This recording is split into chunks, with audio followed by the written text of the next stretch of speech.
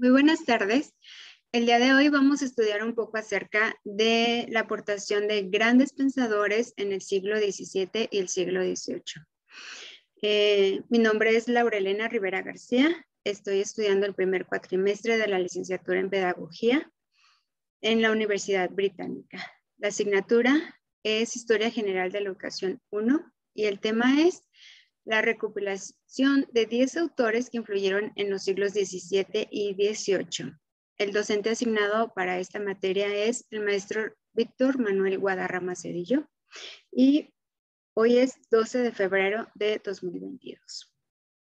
La pedagogía ha tenido grandes cambios a lo largo de la historia y vamos a analizar estos cambios que han surgido con distintos personajes durante el siglo XVII y el siglo XVIII. Conoceremos un poco cuál fue el entorno en el que se desarrollaron, cuál fue el país en donde estuvieron. Veremos que todo es posible de acuerdo al lugar en donde se desarrolló. Vamos a ver su marco histórico, porque de un lugar a otro muchas cosas pueden cambiar. También vamos a conocer el origen que tenía cada uno de ellos. Es por ello que es muy importante no solamente tomar el personaje en sí, sino también saber su historia, qué lo movió a investigar, a realizar esos cambios, a proponer esas nuevas ideas. Y por último, vamos a ver cómo fue convirtiendo ese concepto de la educación en algo que hoy para nosotros es real. Hoy tenemos acceso a la educación de manera gratuita, de manera obligatoria, y es para todos, es laica también. Y como muchos de ellos lo propusieron, está comenzando a implementarse desde la niñez.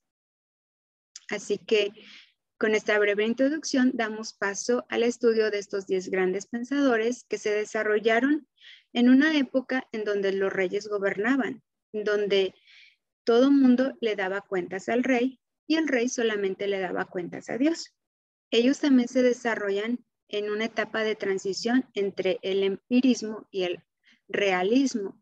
Dejan de experimentar en base al aprendizaje sin conocimiento, sin ciencia, y empiezan a poner las bases y fundamentos de métodos científicos, de estructuras más elaboradas respecto a la adquisición del conocimiento. El primer pensador que vamos a estudiar es Francis Bacon. Él se desarrolla en el siglo XVII.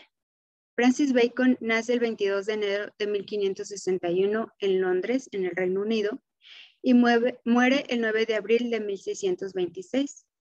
Él, un célebre filósofo, político, abogado y escritor inglés, es considerado el padre del empirismo filosófico y científico.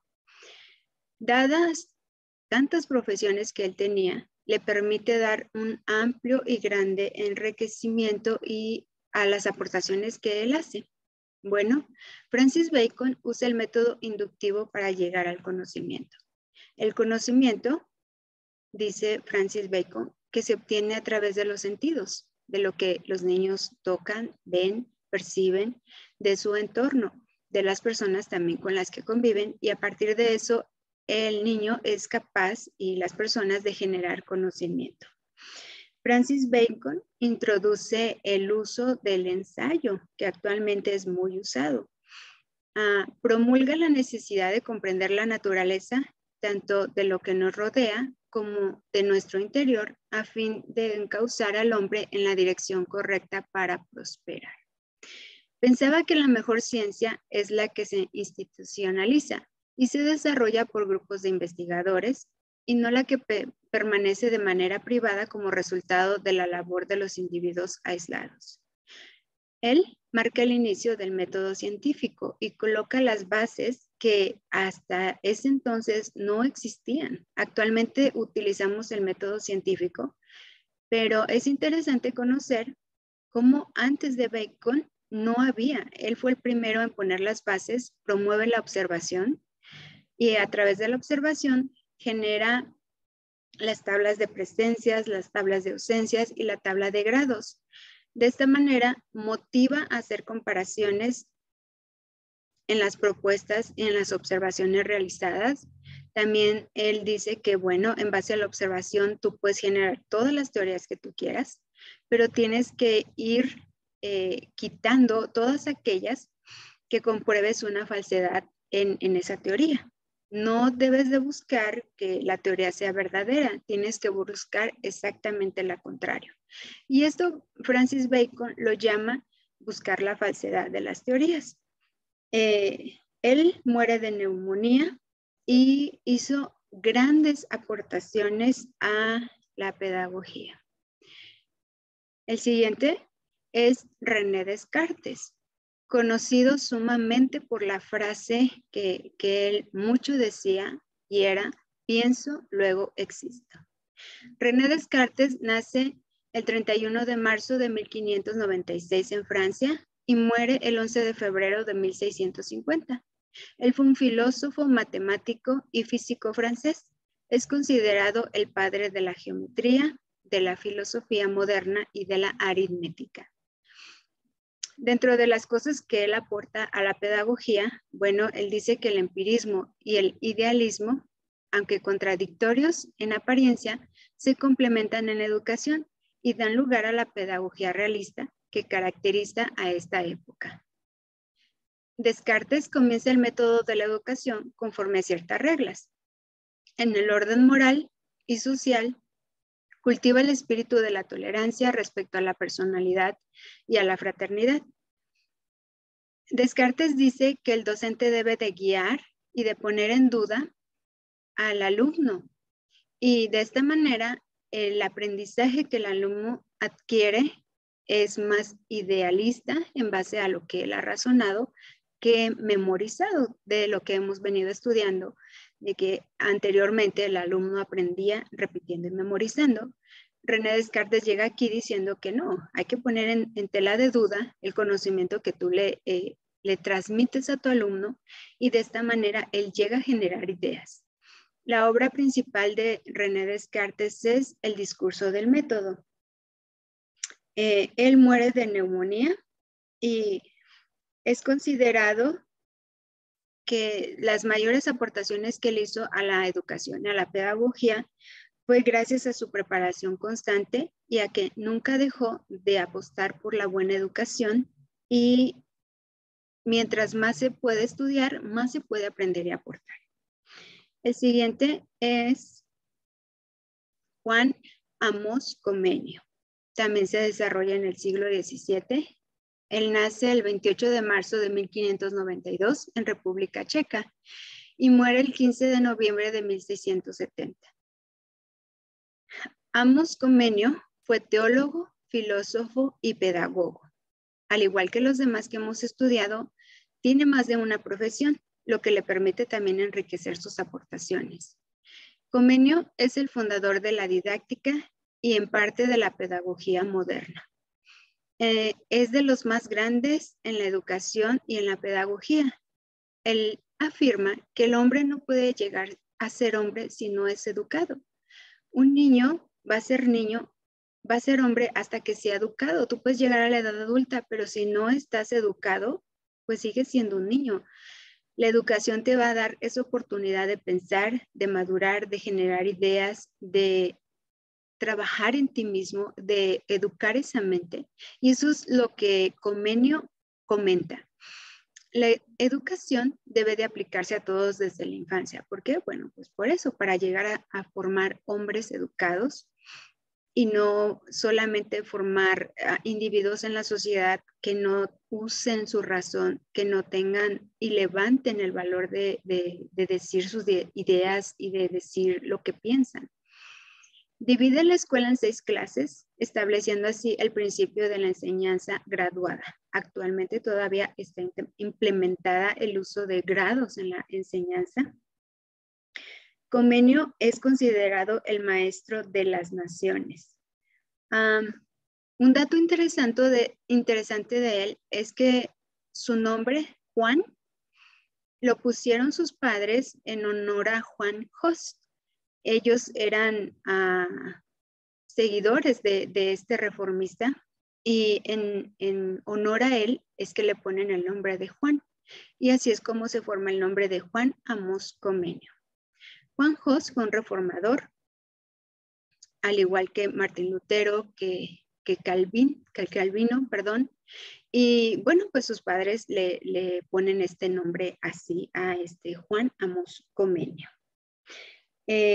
También algunos escritores comentan que la invención del libro de texto se le puede adjudicar a Juan Amos Comenio. Actualmente yo pienso que no hay ninguna institución en la que no se utilicen los libros de texto. Actualmente son gratuitos y bueno, pues aquí tenemos a quien introdujo la idea de poner el contenido de la educación en un libro de texto. El siguiente pensador y pedagogo que vamos a estudiar, él ya se desarrolla en el siglo XVIII y es Juan Friedrich Herbart. Él nace el 4 de mayo de 1776 en Alemania y muere el 14 de agosto de 1841.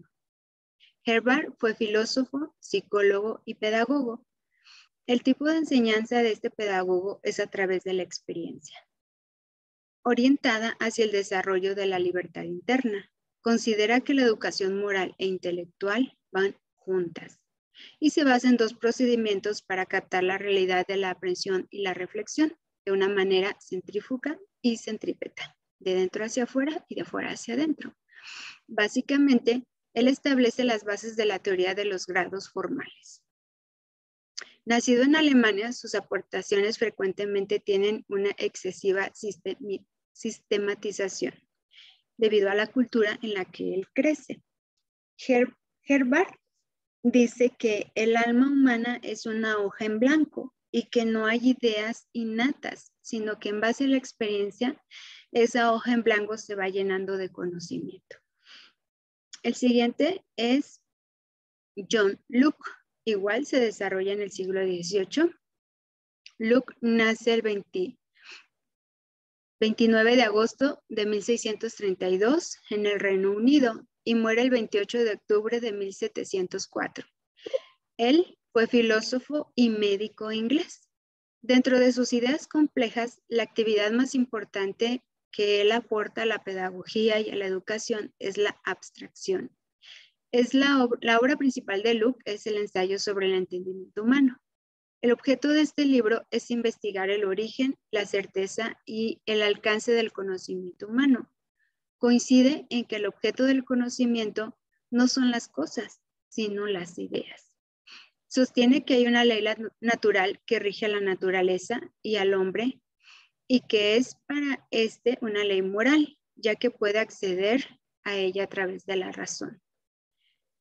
John Locke se oponía a la utilización de la violencia por parte del docente y propugnaba el aprendizaje jugando. De aquí, muchas personas han basado la teoría de la estimulación temprana, que es enseñarle al niño a través del juego.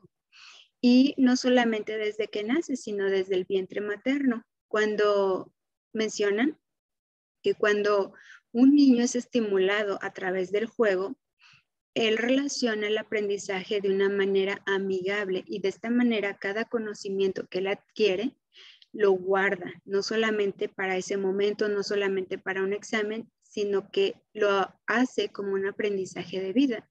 De tal manera que estudios han revelado que cuando un niño aprende jugando, aún y cuando sea desde el vientre materno, llegará a la edad adulta teniendo ese conocimiento sin saber cómo lo adquirió.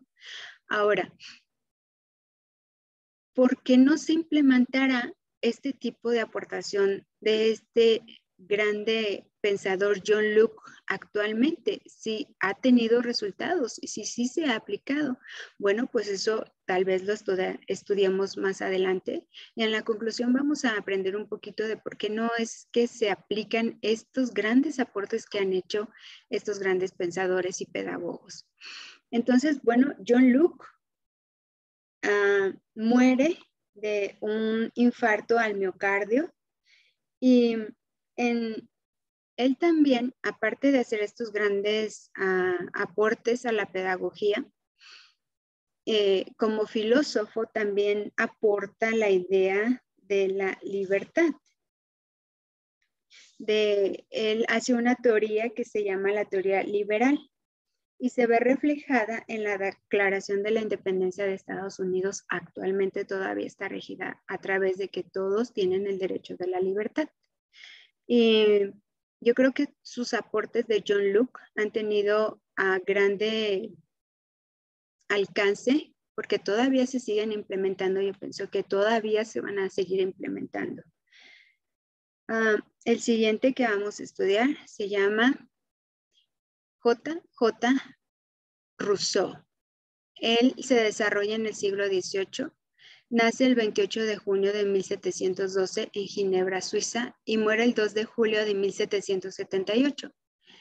Rousseau fue un escritor, pedagogo, filósofo, músico, botánico y naturalista. Amaba conocer, se deleitaba aprendiendo. Él dice que la educación debe centrarse más en el niño y menos en el adulto. También dice que es importante estimular el deseo de aprender. La educación del niño comienza desde su nacimiento y debe impedirse que se adquieran hábitos los cuales puedan llegar a ser y a hacer del niño un esclavo. El hombre es bueno por naturaleza, así lo afirma, pero la sociedad lo esclaviza y lo corrompe a través de las reglas, de los hábitos, de los usos, de las costumbres. Él afirma que si se dejaran a los niños crecer y aprender y estimularles ese deseo por aprender, llegarían más allá de solamente enseñarles algo contenido y limitado a un solo conocimiento estandarizado. De esa manera, él piensa que al enseñarle así a los niños, bueno, pues pueden llegar a ser esclavos y se pueden corromper al no dejarlos pensar, al no dejarlos expresar sus ideas, al no dejarlos idear nuevas maneras a generar ideas. La educación se ha de enseñar a vivir, así lo afirma Rousseau. Debe de ser atractiva y realizarse en un ambiente de libertad. Bueno, pues aquí vemos cómo va cambiando el tipo de educación rígida y estricta que se venía dando solamente con acceso a la burguesía, a hijos de nobles, a la realeza, ahora a más tipos de personas y de clases en la sociedad con otro tipo de estrategias, no solamente la memorización, a estimularles el aprender, a motivarlos a aprender, a generar en ellos ideas, a hacerles una educación atractiva y hacerlo en un ambiente libre, en un ambiente exento a solamente es este contenido y eso es lo que deben de aprender. Muy bien, el siguiente que vamos a aprender un poquito se llama Johann Heinrich Pestalozzi. Es considerado uno de los grandes pedagogos. Él nace el 12 de enero de 1746 en Suiza. Su principal profesión fue ser pedagogo, educador y reformador suizo. Defiende la individualidad del niño y la necesidad de que los maestros fueran preparados para lograr un desarrollo integral del alumno más que para impartirles conocimientos. Incluyó la educación manual y la educación física como medio de fortaleza y resistencia corporal. Propugna la necesidad de una educación en un ambiente familiar encargando a las mamás esta responsabilidad.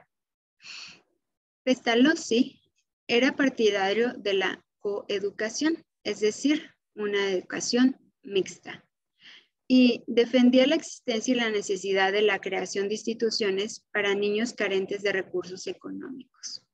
Pestalozzi actualmente sigue siendo uno de los grandes influyentes y dentro de todas las aportaciones que él hace, la que a mí más me llama la atención es el hecho de trabajar entre el docente y el ambiente familiar, que juegan un papel muy importante. Si pudiera, me atrevería a decir que es un trabajo en equipo entre el docente, la familia y el alumno. Al crear un ambiente propicio, el niño está en las mejores condiciones de aprender. Y yo creo que este tipo de aportación que hace Pestalozzi está siendo implementada, sí, yo lo creo que sí.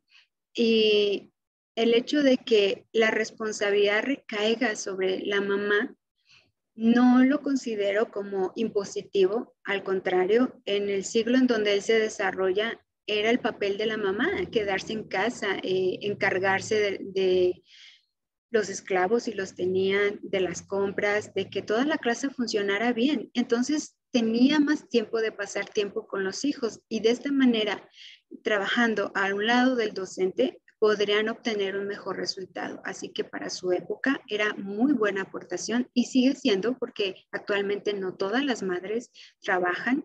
Así que yo pienso que si las madres dedicaran tiempo a sus hijos, el resultado respecto al conocimiento que ellos adquieren en la educación, en la escuela, en las instituciones, tendrá muchísimo más éxito.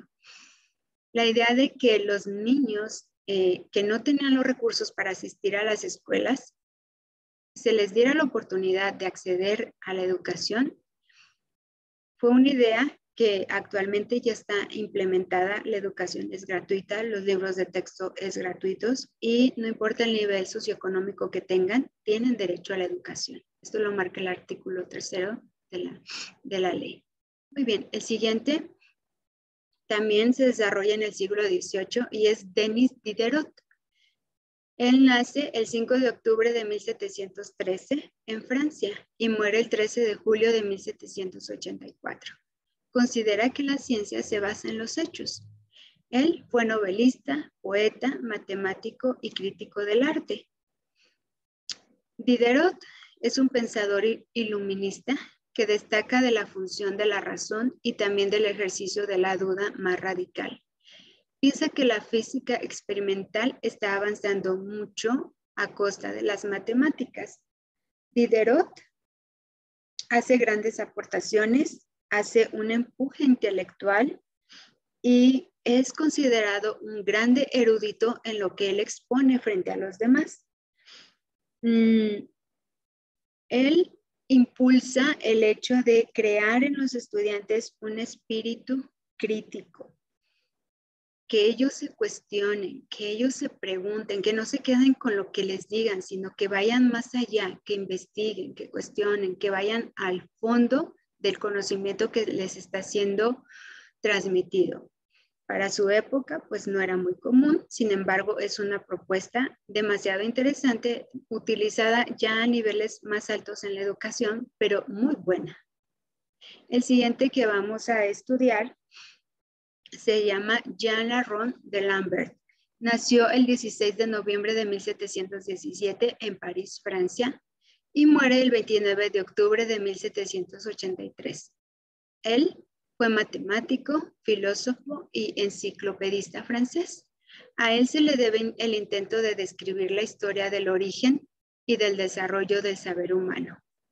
Realizó la clasificación de las ciencias partiendo de lo fundamental de los principios de Francis Bacon. Recuerden que Francis Bacon puso las bases del método científico. A partir de eso, bueno, entonces de Lambert comienza a clasificar las ciencias.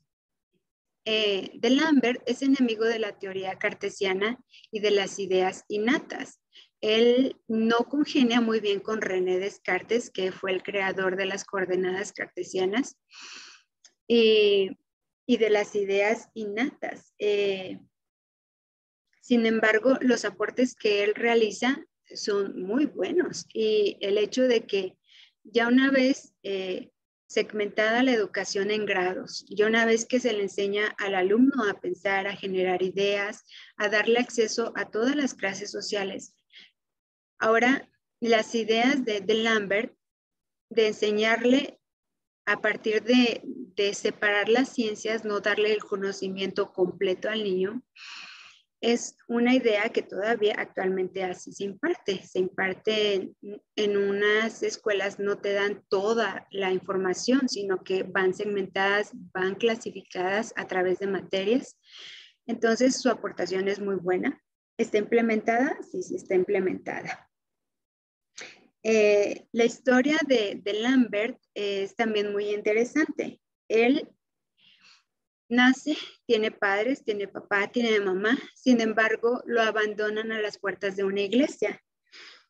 La iglesia se llamaba Saint-Jean-le-Rond y allí es acogido por Madame Rousseau.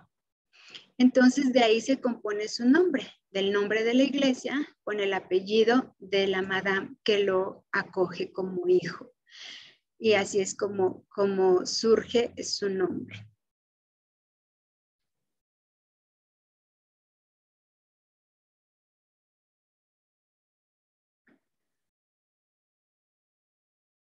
El siguiente y último que vamos a estudiar es Voltaire. Voltaire nace el 21 de noviembre de 1694 en París, Francia. Muere el 30 de mayo de 1778. Él fue escritor, historiador, filósofo y abogado francés. Rechaza el dogmatismo y en su lugar emplea una búsqueda proactiva del conocimiento válido obtenido mediante la contrastación empírica. Afirma que no nacemos con conceptos innatos en nuestros cerebros, sino que aprendemos totalmente mediante la experiencia. Voltaire llega a la conclusión de que es imposible llegar a conocer de un modo fiel toda la verdad acerca de lo que es real y de lo que no lo es. Y concluyen en que podemos gestionar la duda, es decir, es importante lo que hacemos y las dudas que tenemos de lo que hacemos. Voltaire es el primero que se le puede considerar como uno de los más grandes representantes de la Ilustración. Él forma parte de la Academia Francesa, ocupando la silla número 33, y también es conocido porque perteneció a la francomasonería. Entonces, ¿las aportaciones de Voltaire también se han implementado? Sí. ¿También han sido de grande ayuda? Sí, también lo han sido. Así que concuerdo también con él. ¿La experiencia te da conocimiento? Sí. Podemos concluir en que el simple hecho de que la pedagogía es la manera en la que podemos enseñar, pero también debemos de investigar nuevas y diferentes metodologías para transmitir esa educación. Ir más allá de una lectura o de una investigación y de no concluir en que ya todo está escrito. También nosotros podemos pensar, podemos generar ideas, podemos generar, modificar, ampliar, enriquecer alguna idea ya propuesta. Podemos sentarnos y reflexionar que tal vez lo que sucedió antes para nuestra enseñanza se escribió, para que en aquellas cosas que estos grandes pensadores aportaron se pueda implementar y si ya se implementó, se pueda mejorar. Debemos de reflexionar de que tal vez lo que hoy conocemos y que está ayudando para el aprendizaje en un futuro pueda ser la causa de que éste esté deteniendo el aprendizaje. Tal vez aquellos monjes y aquellas personas que hace varios siglos se sentaban en monasterios, en los jardines de los palacios o en aquellos lugares donde ni siquiera había instituciones y ellos trataban de enseñarle a los niños a través de memorizar, a través de repetir, aunque no supieran leer ni escribir. Para ellos en su momento era un buen método. Conforme se va desarrollando y se va mejorando la educación, las propuestas pedagógicas, vemos que esto no era el mejor método. Actualmente se están implementando métodos para enseñar a los niños y yo creo que en un futuro, tal vez lo que hoy estamos implementando pueda llegar a pensarse que no era lo mejor y puede ser. Y es por eso, y yo por eso le estoy dando demasiada importancia a que no todo está escrito, no todo termina aquí. También podemos innovar. Lo que hoy para nosotros es bueno, en un futuro puede ser que no lo sea. Y es por eso que debemos de redoblar esfuerzos, esforzarnos más, hacer propuestas, generar ideas, ir más allá de la generación de ideas, pasar a plasmarlas, a implementarlas, a ponerlas en práctica. Entonces, bueno, sigamos investigando, sigamos buscando, sigamos partiendo de lo que conocemos a lo que desconocemos y en este camino de aprendizaje para llegar a una meta mayor, que es la plenitud del conocimiento. Tal vez no lo alcancemos en nuestros días, pero sí podemos sentar las bases para que las generaciones siguientes puedan ser plenos en cuanto al conocimiento y a la educación. Tal vez no vamos a poder lograrlo todo, pero sí podemos sentar las bases, así como Bacon fundó las bases del método científico. Puede ser que nosotros fundemos las bases de grandes y exitosos métodos pedagógicos. De los 10 pensadores que acabamos de analizar, cada uno tiene algo que a mí me gusta. El que más me puedo yo familiarizar es con John Locke, debido a que comparto su idea de que un niño aprende mejor jugando que a través de la violencia. La violencia puede hacer que lo aprendan, pero lo van a hacer por miedo. Sin embargo, cuando tú juegas con un niño y aprende, ama aprender, ama conocer, generas en él ese espíritu de querer seguir aprendiendo, no por miedo, sino porque le gusta, porque lo disfruta. Yo creo que actualmente la pandemia se presta bastante para implementar muchos métodos de estos 10 grandes pensadores, de todo lo que ellos aportaron a lo que actualmente estamos viviendo.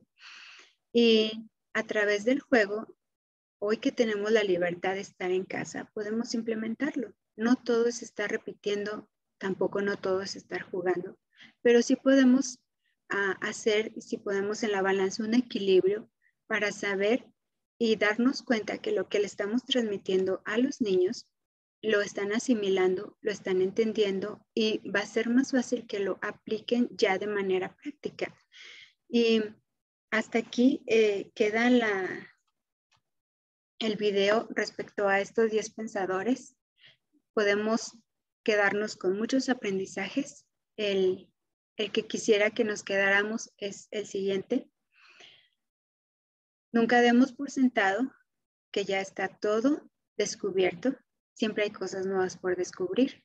Siempre hay maneras de volver a tomar alguna aportación, mejorarla.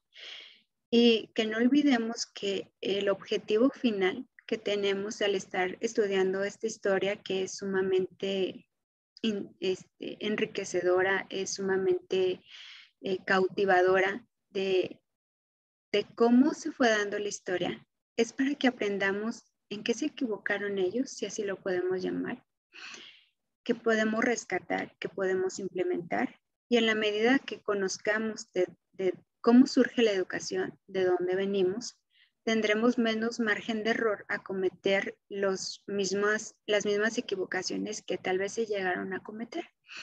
Si no conocemos nuestra historia, entonces creo que estaríamos condenados a repetirla. No tenemos nada que temer si conocemos qué sucedió en el pasado, qué tanto funcionó, y al momento de implementarlo, saber qué tanto puede funcionar y qué tanto no puede funcionar. Y una última cosa, cuando ya hayamos innovado, cuando ya conozcamos esas grandes aportaciones de estos grandes pensadores, entonces podremos decir que cada niño y cada persona es diferente y por lo tanto no todos van a aprender igual. No concuerdo con la idea de estandarizar la manera de enseñar. Concuerdo en que todos son capaces de aprender, solamente tomémonos el tiempo de saber de qué manera aprenden los niños, hacérselo de una manera en la que ellos lo entiendan, de una manera atractiva, como muchos de estos pensadores lo propusieron. Y creo que el resultado se verá en una población con más aspiración, se verá en una sociedad mucho más educada, se verá en grandes y nuevos pensadores que surgirán a lo largo de toda la historia. Y bueno, pues con esto concluyo. Espero que hayamos aprendido algo, que nos quedemos con algún aprendizaje de estos 10 pensadores que hemos estudiado y que lo llevemos a la práctica cuando seamos pedagogos y cuando estemos ejerciendo, bueno, lo traigamos a la memoria para mejorar nuestra sociedad. Todo lo que aquí fue rescatado de todos los autores, bueno, fue tomado de la siguiente bibliografía. que está en la plataforma de la Universidad Británica. En esta diapositiva podemos observarlo, está tomado de el PDF Educación y Pedagogía de los siglos XVII y XVIII, también del archivo de la Pedagogía del Realismo y del video de la Pedagogía de la Ilustración. Muchas gracias por su atención y hasta luego.